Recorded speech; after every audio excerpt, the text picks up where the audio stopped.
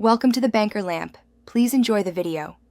You start by installing the iOS-style lock screen app and a compatible launcher so the look and gestures match.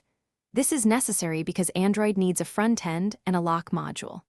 Once installed, open each app and grant notification access, overlay permission, and device admin if required, because without these the lock app can't show notifications or block the home button. Make sure your Android build and OEM lock restrictions allow third-party locks.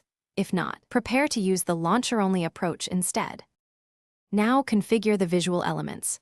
Select the iPhone-style clock face, font, and wallpaper, and add blur or depth to mimic iOS layering.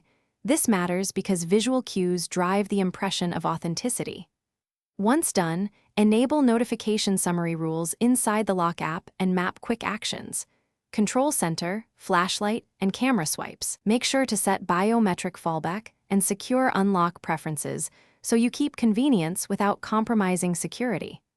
Test each toggle immediately so you catch permission gaps or layout glitches.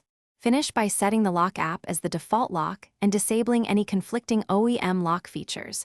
Then reboot so system services register the change.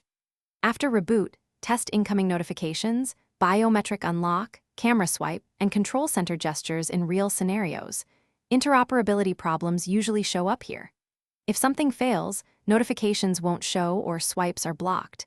Clear the app cache, re-grant overlay and notification permissions. And if necessary, switch the launcher compatibility mode or reinstall the lock app to resolve permission binding issues. Thanks for watching. If this was helpful, leave a like and consider subscribing. See you next time.